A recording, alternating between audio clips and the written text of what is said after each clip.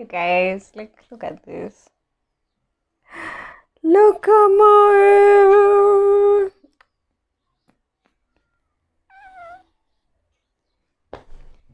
baby. I know it's getting late. Baby, I know it's getting late, and you don't want to wait, but I won't waste your time.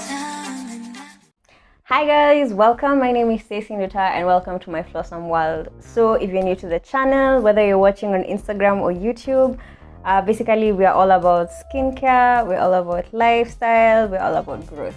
And that's generally the gist of this content. And today's video is one that I feel should, like I said, I'll be doing a few videos on, virtual working online and everything like that.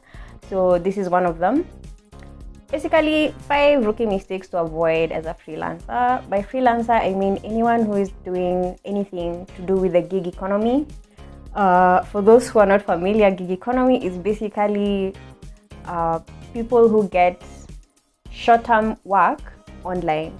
So it can basically be, for example, if you are a graphic designer and then you go sign up on Fiverr or Upwork, and then you get your gig, or rather you get work virtually and you're able to work like that.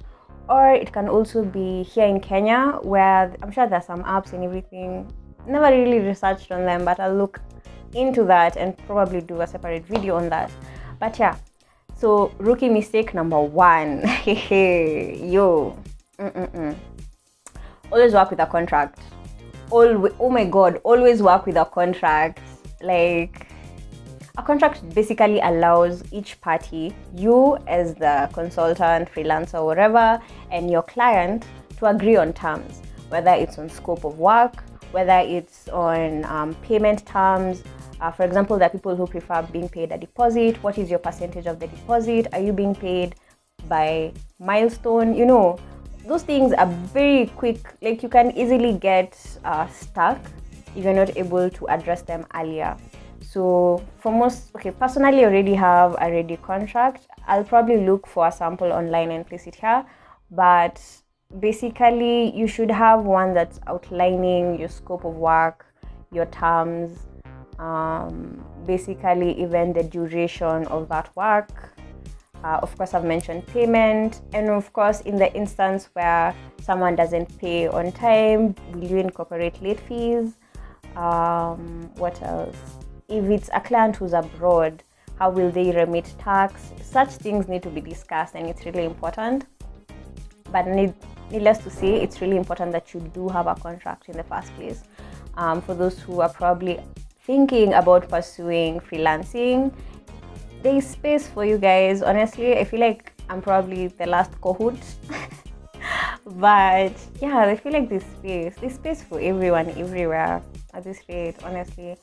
No one should tell you that you're not wanted or you shouldn't pursue it because too many people are doing that. No, you're unique to yourself, so how you do it will probably be different. You can niche down. There's so many ways to go about it, and I'll probably do a whole different video for this because I feel like I'm digressing a bit. But basically, always have a contract. It's a big rookie mistake. You can really assume things and realize that the client was on a different page, and that could actually be the beginning of the end. I know it sounds dramatic, but it's really, really important that you do that. So another one is always work with a deposit. Some people work with milestone, but I feel like working with a deposit, and this happened to me recently, where I chose to overlook working with a deposit, and I did some work and this person ended up not paying. So this is something, it's basically, let me just say, it's abuse of your time. I know it sounds like a very strong term, but really, if you think about it, if you did work and those hours aren't paid for, you're basically undergoing some sort of psychological abuse. So what I really insist is that you always try work with a deposit. Some people work with 40%, others 50%. You can decide to even work with 10, but basically what a deposit does, it gives you like some sort of commitment from the client's end.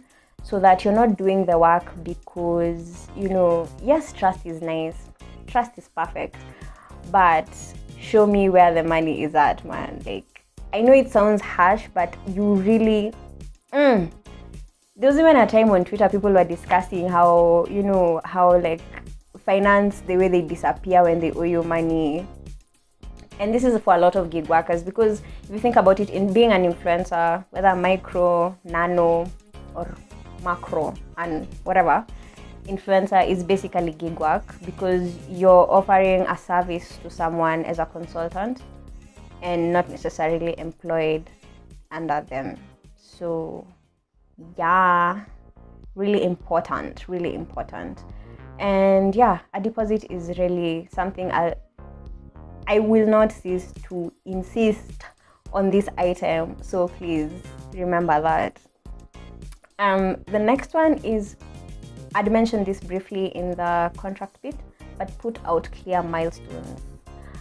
Hey, this is a rookie mistake you do not want, because what happens is when someone employs you, for example, personally, I freelance in ghostwriting, content creation, and what is it called? Digital marketing. So digital marketing is actually more of my heavier gigs, because that one is very intensive, and sometimes I have to actually say no to some people because you can tell it won't be a good fit. So it's really important to know your criteria of what a good client is. It's not really about the money. Some clients are some clients are very, what's the word? Are very intense for the little money that they're paying you. They'll tell you, oh, give me a deposit, the discount, and then you do give them the discount, but they don't discount in terms of the work that you do. So putting out clear milestones, especially weekly ones, and doing monthly reports will really ease the work for you. Do not make the mistake of just going in kienyeji, because let me tell you, Maina, let me testify.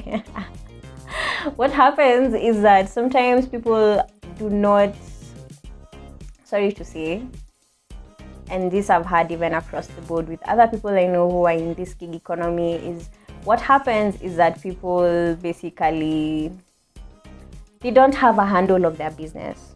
Let me just say that to summarize. So what happens is when, for example, sales are not going up, it's marketing. You're not marketing enough. You're not doing this and that. But really, when you look at the books, clients are coming in through social media and other channels that you've developed. And when you inspect, what is happening is that the customer experience is what is not converting these people to, to be lifetime clients. But that blame will be on you. So putting out clear milestones and also making sure that what the efforts that you're putting in are actually integrated into the business. For example, you're on social media hyping up a certain service. Do they actually do that? Are they actually that consistent? It's I know it sounds so basic, but we live in a generation where it's really important that what meets the eye on social media is what they experience when they go there. And sometimes people's expectations can be really high. So what you need to do is always surpass them. Like, they were coming there knowing that you're going to do ABCD. You should do ABCDEFG. So that EFG is like some extra, they're like wowed and they're just like, oh, this is so amazing. And then they go give you reviews. That's basically the economy we live in. So yeah, that's for clear milestones. And then for the last one, always remember to remain professional when dealing with friends or family. This one it hits close to home because it is a really bad rookie mistake. So when dealing with friends especially, make sure you do that contract, make sure you do that deposit, make sure that it's not the whole buddy kind of approach, because again, that is kienyeji na ni wewe utaumia in the end. So yes, I really hope you enjoyed this quick video. I'm looking forward to do more freelancing videos for you guys, and basically just share this weird journey that I have chosen to take.